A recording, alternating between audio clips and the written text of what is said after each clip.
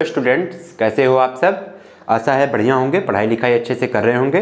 तो students, UPSI का जो हमने एग्जाम पैटर्न की बात हमने कर लिया था, ठीक है। फिर जो सिलेबस है हमारा, जो कंप्लीट सिलेबस है, इसमें जो हम बात कर रहे हैं, इसमें हमने आपका हिंदी का सिलेबस आपका कंप्लीट करा दिया था। किसका? हिंदी का, ठीक है। हिंदी के बाद जो हमारा सब्जेक्ट है स्टूडेंट्स, वो क्या है? संविधान। क्या? पॉलिटी, संविधान, जिसको कि हम लोग इंडियन कॉन्स्टिट्यूशन बोल रहे हैं, संविधान बोल रहे हैं, राज्य व्यवस्था बोल रहे हैं, बात एक ही है। फिर इसके बाद सामान्य ज्ञान, जिसमें हमारा प्राचीन इतिहास, भूगोल, अर्थशास्त्र, ठीक है, ये सारी चीज़ें आनी हैं, और मूल विधि। तो चूंकि यूपीएसआई में स्टूडेंट्स क्या होता है कि आप किसी थाने के प्रभारी बनाए जाते हैं, ठीक है। आप पुलिस होते हैं, आपकी भूमिका जनता के साथ जो कानूनी प्रक्रियाएं हैं उनको लेकर होती हैं। तो इस नाते इसमें ये जो सामान्य ज्ञान वाला जो है आपका एक सेक्शन, जिसमें 40 नंबर का होता है, इसमें जो वेटेज होता है स्टूडेंट्स, वो संविधान और मूल विधि, ठीक है। संविधान और मूल विधि ये मिला जुला के इस पूरे सामान्य ज्ञान में लगभग 50% का रोल अदा करते हैं। और 50% बचे हुए में आपका इतिहास, भूगोल, और फिर उसके बाद नागरिक शास्त्र, अर्थशास्त्र, ये सारी चीज़ें, करंट वगैरह सब मिला जुला के रहती है, जनरल साइंस वगैरह सब।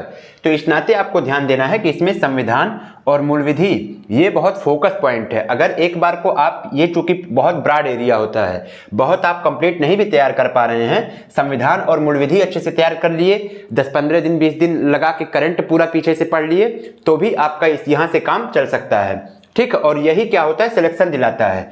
अन्य चीजें देखिए क्या होता है स्टूडेंट्स, कि मैथ, रीजनिंग, हिंदी जनरली हर लड़के करते हैं, ठीक है, अगर जिसका तैयार है। हाँ, वो अलग बात है कि जिसका ये बहुत अच्छे से तैयार है, उसका हो सकता है दूसरा वीक हो, लेकिन अगर एक ऑल ओवर की बात करें तो वहाँ क्या होता है? मैथ, रीजनिंग, हिंदी हर कोई करता है। ये जो होता है जीके और जीएस, यही सेक्शन आपको सिलेक्शन के रास्ते तक ले जाता है, चयन की अंतिम चयन में इसका बहुत बड़ा रोल होता है। तो चलिए संविधान की बात कर लेते हैं हम लोग, टॉपिक बाय टॉपिक। तो संविधान में जो है स्टूडेंट्स, वो है संविधान का उद्देश्य। पहला टॉपिक क्या है हमारा? संविधान का उद्देश्य, आखिर किस पर्पज से संविधान बनाया गया था। जब हम डिटेल्ड पढ़ेंगे तो पूरा अच्छे से पढ़ेंगे।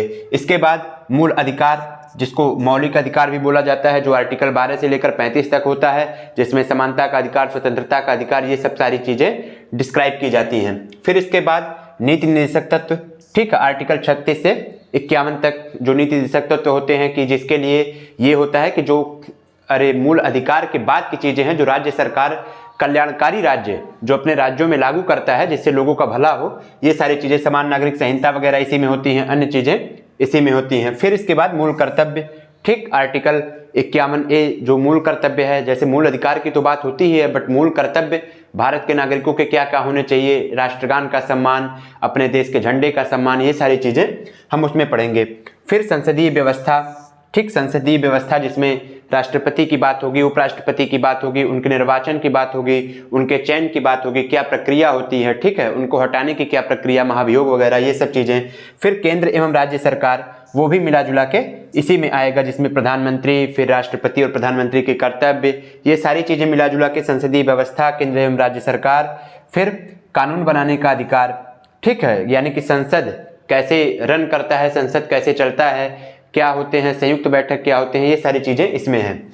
फिर स्थानीय स्वशासन, स्थानीय स्वशासन यानी कि जो नगर पालिका, नगर निगम, ये जो होते हैं, ठीक है, जिला पंचायती जो राज्य व्यवस्था है, उसमें जो 3 सेक्शन होते हैं, उनकी बात की जा रही है। फिर केंद्र एवं राज्यों के बीच संबंध कैसा है, किसके किसके क्या दायरे हैं, कौन से अधिकार क्षेत्र में कौन काम करेगा, कौन से अधिकार क्षेत्र में कौन काम करेगा, इसका जो बंटवारा है, ये सब केंद्र राज्य संबंध के अंतर्गत। फिर निर्वाचन एवं अन्य महत्वपूर्ण जानकारी, अर्थात इसके बाद जो निर्वाचन आयोग की व्यवस्था है, कि कैसे चुनाव संपन्न कराए जाते हैं, क्या क्या उनके राइट हैं, क्या क्या उनके अधिकार हैं, उनको क्या क्या शक्तियां मिली हुई हैं, ठीक। जब आदर्श आचार संहिता लगता है तो फिर कैसे क्या चीज़ें रूल रेगुलेट होती है, तो ये सारी चीज़ें हम निर्वाचन एवं अन्य महत्वपूर्ण जानकारी में पढ़ेंगे। फिर संवैधानिक अनुसूची, टोटल जो 12 अनुसूचियाँ हैं, और उसके साथ साथ अन्य चीज़ें जो संवैधानिक व्यवस्था है उसमें। फिर अखिल भारतीय सेवा एवं उनकी पद्धति, यानी कि जो सिविल सर्विसेज एग्जाम होते हैं, जो संघ लोक सेवा आयोग द्वारा आयोजित एग्जाम होते हैं, उनकी क्या क्या व्यवस्थाएं हैं, क्या प्रक्रियाएं हैं। तो ये सब क्या है स्टूडेंट्स, आपके जो यूपीएसआई है, ठीक है, कौन सा? यूपीएसआई। यूपीएसआई में स्टूडेंट संविधान का ये अभी है, ये आप अच्छे से, मैं हट जा रहा हूं, आप इसको नोट कर लीजिए, स्क्रीनशॉट ले लीजिए। इसके बाद हम सामान्य ज्ञान एवं इसके बाद मूल विधि का हम लोग कवर करने चल रहे हैं। तो संविधान तो आपने नोट कर लिया, ठीक है। अब इसके बाद सामान्य ज्ञान की चर्चा हम लोग करते हैं, ठीक है। संविधान आप लोगों ने अभी पूरा पढ़ा कि संविधान में क्या क्या सिलेबस है। इसके बाद जो सामान्य ज्ञान है इसमें स्टूडेंट्स तो सबसे पहले देखिए सामान्य विज्ञान, जिसको कि हम लोग जनरल साइंस बोलते हैं। क्या बोलते हैं? जनरल साइंस बोलते हैं, जिसमें आपका फिजिक्स, केमिस्ट्री और बायोलॉजी होता है, जीव विज्ञान होता है। तो वो तीनों सेक्शन मिला के जनरल साइंस होता है। फिर इसके बाद स्टूडेंट्स भारत का इतिहास, क्या? भारत का इतिहास, जिसमें कि प्राचीन एवं मध्यकालीन दोनों कह लीजिए और कुछ आधुनिक इतिहास कह लीजिए। तो ये क्या होता है? भारत का इतिहास। फिर इसके बाद भारत का स्वतंत्रता संग्राम। तो हमने आधुनिक के साथ कुछ बोला, इसी नाते कुछ बोला कि भारत का स्वतंत्रता संग्राम भी क्या होता है? आधुनिक भारत का एक बहुत बड़ा रोल अदा करता है, क्योंकि स्वतंत्रता संग्राम जैसे ही वही मान के चलिए कि लगभग 1857 के आसपास से आधुनिक भारत मूल रूप से शुरू होता है और उसी के बाद से भारत का स्वतंत्रता संग्राम भी शुरू होता है, क्योंकि प्रथम स्वतंत्रता संग्राम 1857 को ही तो बोला गया, ठीक है। तो इसलिए ये क्या होता है? भारत का स्वतंत्रता संग्राम इतिहास में ये दोनों मिला के मॉडर्न हिस्ट्री, मेडिवियल और एंशिएंट, ये तीनों कवर करते हैं। फिर इसके बाद स्टूडेंट्स भारतीय अर्थव्यवस्था एवं उनकी संस्कृति, मीन्स वही इकोनॉमिक्स जिसको हम लोग बोलते हैं, पूरा वो तो डिटेल में पढ़ा जाता है। फिर भारतीय कृषि, व्यापार एवं वाणिज्य कि व्यापार कैसे होता है, वाणिज्य की क्या क्या व्यवस्थाएं हैं, कृषि, ठीक है, कृषि, जलवायु, ये सारी चीज़ें मिला जुला के इकोनॉमिक्स। और फिर इसके बाद जनसंख्या, पर्यावरण एवं नगरीकरण, ये भी भूगोल का ही पार्ट होता है, लेकिन ये स्पेसिफिक टॉपिक है क्योंकि यहाँ से क्वेश्चन बनते हैं और ये बड़े बड़े टॉपिक हैं, तो इसको भी ध्यान लीजिए। जनसंख्या, पर्यावरण एवं नगरीकरण, चूँकि आपका अभी पिछला जो जनसंख्या है, मतलब कि अच्छा जनगणना वो होता है स्टूडेंट्स की, जनगणना 2011 वाला है और उस बेसिस पे जनसंख्या वगैरह का डिसाइड कि कैसे कहाँ की कितनी जनसंख्या है, आबादी कैसे क्या है, तो वो सब। फिर इसके बाद विश्व एवं भारत का भूगोल, ठीक है, जिसको जियोग्राफी आप लोग बोलते हैं। भारत एवं विश्व का भूगोल दोनों आपको पढ़ना है, ठीक है। जैसे कि विश्व का भूगोल में ऐसे ही होता है कि एशिया, सातों महाद्वीप, फिर उन महाद्वीपों के बारे में, फिर कौन कौन सी नदियाँ कहाँ पाई जाती हैं, सेम वही चीज़ भारत के भूगोल में। तो ये सारी चीज़ें आपका भूगोल में कवर होगा। फिर इसके बाद राष्ट्रीय एवं अंतर्राष्ट्रीय महत्व के समसामयिक विषय, ठीक। समसामयिक विषय का मतलब ये होता है करंट अफेयर्स, जिसको हम लोग करंट अफेयर्स बोलते हैं, उसी को एक अच्छे लैंग्वेज में बोलते हैं राष्ट्रीय एवं अंतर्राष्ट्रीय महत्व के समसामयिक विषय। समसामयिक मतलब होता है कि जो करंट में चल रही हो, चाहे वो राष्ट्रीय महत्व के हो, चाहे वो अंतर्राष्ट्रीय महत्व के हों। जैसे अभी हाल ही में भारत के प्रधानमंत्री भूटान का दौरा करके आए, तो अंतर्राष्ट्रीय महत्व के हो गए। जैसे राष्ट्रपति जी हमारी क्या है, बोत्सवाना होके आई, तो वो अंतर्राष्ट्रीय महत्व के हो गए। राज्य में कुछ हो रहा है तो राष्ट्रीय महत्व का हो गया, प्रदेश में कुछ हो रहा है तो यूपी स्पेशल के करंट अफेयर्स में वो आ जाएगा। तो ये सारी चीज़ें आपको पढ़नी है। फिर स्टूडेंट्स, क्योंकि आप किसका एग्जाम दे रहे हैं? यूपी का, यूपी एसआई, यूपी पुलिस या यूपी की जो भी एग्जाम होती हैं, चाहे वो यूपी SSC के ही द्वारा क्यों ना हो, उन सब में क्या होता है, या फिर यूपी PCS हो, यूपी की जो भी एग्जाम होंगी उसमें यूपी स्पेशल, यूपी का विशेष रोल रहता है। क्योंकि किसी भी राज्य में एग्जाम होता है, उस राज्य के बारे में भी उस व्यक्ति को जानना ही जानना चाहिए और उस परीक्षार्थी को तो अवश्य रूप से जानना चाहिए। तो इसलिए यूपी स्पेशल में यूपी की एक किताब होती है, वो पूरा आपको पढ़ना होता है। हम यूपी स्पेशल, ये सारी चीज़ें हम अगर आप चैनल पर बने रहेंगे तो आप देखेंगे कि सारा हम एक तरफ से कवर कराने चल रहे हैं। तो उत्तर प्रदेश की शिक्षा, संस्कृति, ठीक है, ये सब क्या है, यूपी स्पेशल में रहेगा। फिर राजस्व, उत्तर प्रदेश का राजस्व, फिर पुलिस एवं प्रशासनिक व्यवस्था। अब पुलिस एवं प्रशासनिक व्यवस्था पर तो आपका ऑटोमेटिक ज़्यादा फोकस होना चाहिए, क्योंकि ये आपके एग्जाम से रिलेटेड चीज़ें हैं, तो यहाँ से क्वेश्चन बनना ही बनना है। राजस्व, जैसे लेखपाल वगैरह का जब एग्जाम देंगे तो आप देखेंगे कि ग्रामीण परिवेश वगैरह, राजस्व वगैरह अलग से ही पूरा पढ़ना होता है, टॉपिक ही होता है। फिर कंप्यूटर, क्या होता है स्टूडेंट्स? कंप्यूटर से भी रिलेटेड 1-2 क्वेश्चन, 3 क्वेश्चन बन जाते हैं। और अगर आप यूपी SSC के दे रहे हैं मेंस पेपर, तो उसमें तो कंप्यूटर की बहुत महत्वपूर्ण भूमिका होती है। तो यूपी स्पेशल और कंप्यूटर, ये आपके यूपी एसआई के लिहाज से तो जरूरी ही है। यूपी की अन्य सारे एग्जाम जो अभी पेट का रिजल्ट आएगा आपका अगला महीने, उस लिहाज से भी बहुत जरूरी है। तो ये सब एक साथ अच्छे से पढ़ेंगे ताकि फिर भविष्य में पढ़ने की जरूरत ना पड़े।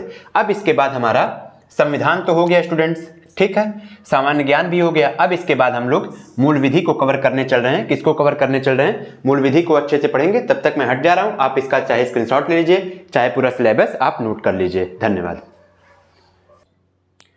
तो सामान्य ज्ञान के जो सारे हमारा सिलेबस था वो तो आपने नोट कर लिया होगा। अब इसके बाद नंबर आता है मूल विधि। संविधान, सामान्य ज्ञान, ये 2 सिलेबस हमने कंप्लीट कर लिया है। इसके बाद मूल विधि के सिलेबस को हम देखने चल रहे हैं। तो मूल विधि के सिलेबस में क्या है स्टूडेंट्स, भारतीय दंड विधान एवं भारतीय नागरिक सुरक्षा संहिता, जो पहले IPC CRPC था वो अब BNS एवं BNSS हो गया है। तो ये क्या है, भारतीय दंड विधान, ठीक है, और भारतीय नागरिक सुरक्षा संहिता जो कि नया है, ये आपके सिलेबस में भी नया है, पढ़ाया जाएगा, आपको अच्छे से तैयार करना है।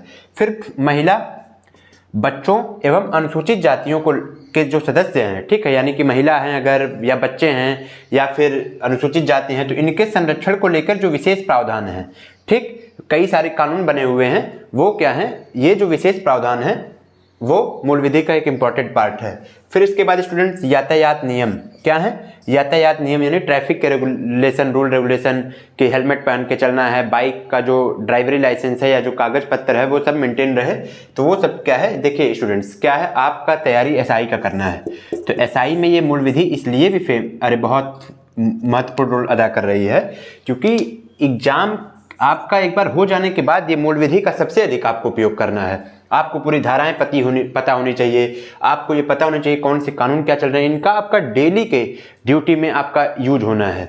फिर वही तरीके से यातायात नियम, यातायात के नियम, फिर पर्यावरण एवं वन्य जीव संरक्षण, जो पर्यावरण से रिलेटेड होते हैं कि हरे पेड़ की कटाई को रोकना, ये सारी चीज़ें, और भी जो ब्रॉड होती हैं वो तो हम पढ़ेंगे ही। फिर वन्य जीव संरक्षण की कौन से जानवर क्या हैं, किस पालतू कैटेगरी में हैं, या किन जानवरों का शिकार करना प्रतिबंधित है, ये सारी चीज़ें। फिर मानवाधिकार संरक्षण, ठीक है, कि किसी व्यक्ति के मानवाधिकार, जो मानव के अधिकार होते हैं, उनका हनन ना होने पाए, उनको संरक्षण प्रदान करना, ये भी क्या है, ये मूल विधि के सिलेबस में आपका है। और ये हम पुलिस वालों का भी काम रहेगा, जो भी आप ड्यूटी जब पाएंगे तो आपको इस बात का पूरा ख्याल रखना है कि मानवाधिकार किसी का उल्लंघन ना हो, किसी व्यक्ति के मानव के अधिकारों का उल्लंघन ना हो। फिर RTI, राइट टू इन्फॉर्मेशन, ठीक, यानी कि सूचना जो अधिनियम है, फिर सूचना का अधिकार अधिनियम, फिर आयकर अधिनियम, ये क्या है, ये दोनों भी आपके मूल विधि के पार्ट हैं। फिर भ्रष्टाचार निवारण अधिनियम, यानी कि भ्रष्टाचार जो कर रहे हैं उससे निवारण के क्या क्या रेगुलेशन है, क्या क्या एक्ट हैं। फिर राष्ट्रीय सुरक्षा बहुत इंपॉर्टेंट इशू है। फिर IT अधिनियम, आजकल क्या है कि इन्फॉर्मेशन टेक्नोलॉजी अधिनियम, यानी कि काफ़ी कुछ तो ऑनलाइन फ्रॉड हो रहे हैं, ऑनलाइन हरासमेंट हो रहे हैं, ऑनलाइन फ्रॉड हो रहे हैं, ऑनलाइन उत्पीड़न हो रहे हैं, तो उन सब चीज़ों को लेकर IT अधिनियम क्या कहती है। फिर साइबर अपराध, ये देखिए, फिर वही उसी से IT अधिनियम से रिलेटेड करके साइबर अपराध, जो साइबर धोखाधड़ी होता है, चाहे वो रुपए पैसे को लेके हो, चाहे या और किसी चीज़ को लेके हो, तो साइबर अपराध ये भी आपके सिलेबस में इंपॉर्टेंट है, पढ़ना है। फिर जनहित याचिका, ठीक है, जो PIL जिसको बोलते हैं ये। फिर भूमि सुधार आप भी देख रहे हैं कि आजकल या हमेशा से ही सबसे अधिक जमीनों का ही विवाद रहता है, तो उसको लेकर भूमि सुधार। फिर भूमि अधिग्रहण और भू राजस्व संबंधी निर्णय, ये तो रहा आपका स्टूडेंट्स मूल विधि का सिलेबस। तो अगर हम कंप्लीट आपकी बात करें तो संविधान का सिलेबस, सामान्य ज्ञान एवं मूल विधि, ये UPSI के एक सेक्शन यानी कि 40 नंबर वाला पार्ट कंप्लीट हुआ, जिसमें मूल विधि और संविधान अगर मिला लेंगे तो लगभग 20 नंबर का वेटेज है। 20 नंबर में आपके सामान्य ज्ञान है। एक एक टॉपिक हमने तीनों पार्ट के एक एक टॉपिक को विस्तृत रूप से इस संपूर्ण पाठ्यक्रम में कवर किया है। आप इसको अच्छे से नोट डाउन कर लीजिए, ठीक है, उसको अपने स्टडी टेबल के सामने लगा लीजिए और एक एक पॉइंट को अच्छे से कवर करते चलिए। अब बहुत देर नहीं है, बहुत दिन नहीं है, अब आपके पास समय कम है। मेहनत को दोगुना कीजिए, 3 गुना कीजिए, क्योंकि अगर डबल स्टार का सपना आपको लेना है, डबल स्टार का सपना कंप्लीट करना है, तो वो इतनी आसानी से नहीं आपको मिलेगा। सूरज की तरह चमकने के लिए सूरज की तरह जलना पड़ेगा। इस बात को आप ध्यान रखिए। चलिए, धन्यवाद, मिलते हैं नेक्स्ट वीडियो में।